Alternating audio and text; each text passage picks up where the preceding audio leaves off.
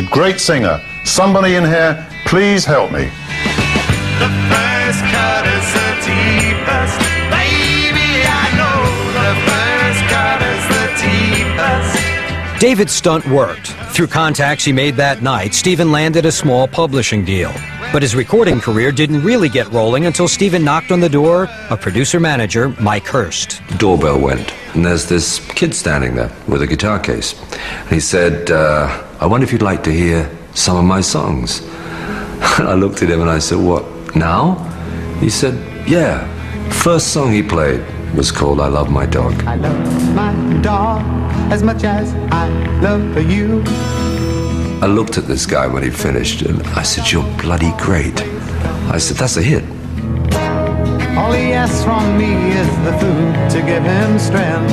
All he ever needs is love, and that he knows he'll get. I said, what do you call yourself? And he looked very sheepish, very worried. And he said,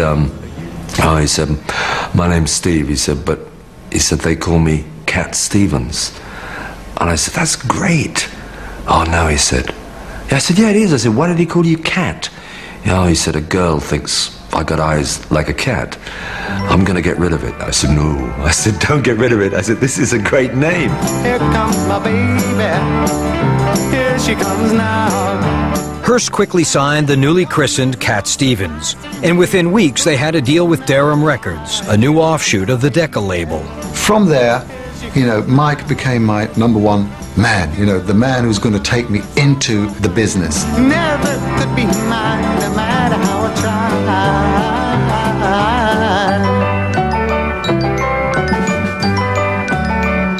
This He's one of the world's greatest singer-songwriters. This is Cat Stevens. Oh, very young, what will Now, for the first time, his greatest hits are together in one incredible collection. The very best of Cat Stevens. Oh, baby, baby, it's a wild world. 20 unforgettable songs like Wild World, Peace Train, Moon Shadow, and many more. As I love you.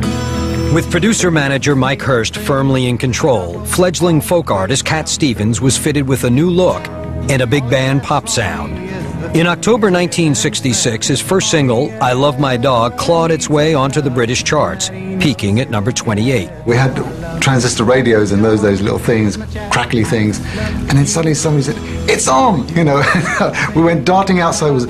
I remember the spot exactly. It was just outside the shop. And I can't remember who's mum or whoever was with me, and we were listening to this, you know, I Love My Dog.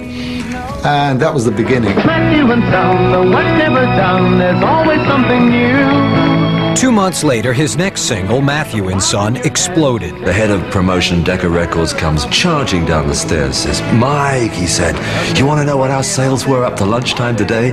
I said, what? He said, 90,000 by lunch. He's got people who've been working for 50 years. No one asks for more money, cause nobody dares, even though they're pretty low and their rent's in arrears. Matthew and Son shot to number 2 in the UK. Mike Hurst had taken a scruffy kid from London's West End and transformed him into England's hottest teen sensation. He got out of the car with all these girls screaming, and there must have been, I don't know, 30 girls going berserk, and his head disappeared in the melee. And I tell you what, I saw sleeves going here and these shoes, and they virtually almost stripped him. It was unbelievable. I feel cold and I want to get you by my side. The attention was overwhelming, but Cat Stevens was in demand. He toured with an unlikely all-star lineup that included romantic crooner Engelbert Humperdinck and rock revolutionary Jimi Hendrix. Engelbert Humperdinck, he'd teach me how to drink port and brandy. Better bring another bottle with you, baby. Other substances, I suppose, which I learnt maybe from Jimi Hendrix and that crowd. That was a very, very, you know, I would say taxing period on my health. And it was taxing on his relationship with Mike Hurst. Streetwise Stevens was becoming his own man. Perhaps lost a bit of my innocence very early on, but I never lost my conscience, and I think that was perhaps a very important point to my whole life, is that I was always protective of my soul, and I never really sold out to anybody. As time went on, Mike Hurst sensed he was losing control of Cat. I always said to Steve, I don't want you going to any clubs. I don't want you in the London clubs. I don't want you in there because you should be untouchable, unseeable. You're the star. And I could see he wasn't happy with this. In the spring of 1967, Cat went into the studio with Mike Hurst to record his first album. But the idol maker and his headstrong protege were growing apart. The two disagreed about everything from the songs to the wardrobe. Suddenly I found myself with managers and agents telling me what to do. I was becoming a bit of a slave, you know. And I was trying to escape that. I'm gonna get me a gun. In a television interview in 1968, 19-year-old Cat Stevens gave the first hint that he was moving towards something much deeper than the standard pop fare. It started with Methans, and people said, yes, you know, they wrote and they said, yes, you've made me take another look at myself, and now I can understand myself a bit more. The moment I knew that, then I sort of kept it in my mind, and it helps me now. I do try and philosophize, I suppose, a bit in my songs. I'm not very good. I say nothing of importance, really, but it's all fun, isn't it? Is that, I mean, are you no more serious about it than that, really? No, I am. That's only a joke. In the blackness of the night, I see a shadow passing by from the heels of an old soldier boy. In reality, he took his songwriting very seriously. Influenced by the raging social and political movements of the late 60s, Cat wanted to add his voice to the call for change. We were living in a time of great change. I mean, you know, coming from the 60s to the 70s, the whole landscape was changing, and the youth were making it happen. You left me wearing nothing but a shell. Cat was running himself ragged, touring, recording, and writing around the clock. His health suffered from the relentless pace.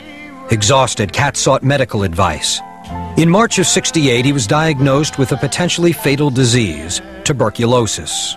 The doctor that actually discovered that he had TB said to him that, you know, you only had a couple of weeks of life left in you. You would have been dead.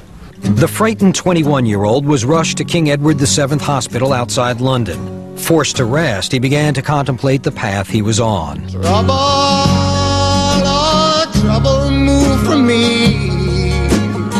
I really didn't want to leave this world without knowing where I was going. And that was where I started my search, looking into the self, trying to find that place of peace where nobody could bother you, not even death itself. And so my mind begins to memorize,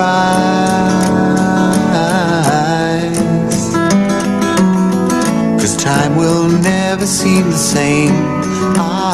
The reluctant pop star was finally able to take stock of the wild ride he'd been on for the past 2 years. He started to think about the future. He wasn't that happy with himself at that stage. Cat Stevens, in a sense, hadn't really been born in the true sense. Left alone in his hospital room, he could finally follow his heart, a soul-searching trek that would lead to some of the most introspective songs of a generation. There's an empty space inside me now.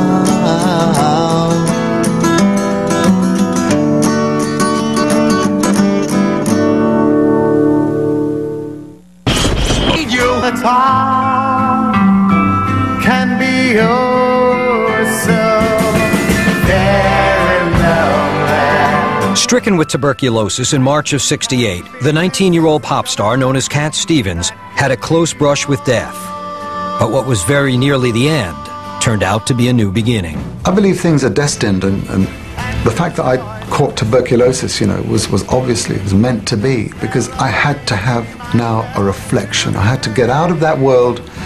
I had to be taken, you know, out of the limelight, into this country, in a hospital, lying on bed. I have to think about my future, about my life, about my purpose. But I don't even know my name. In the spring of 1969, after a year-long recovery, Cat emerged with nearly 50 new songs, a new image, and a new attitude. Steve had changed. Wouldn't you? Wouldn't I? Of course.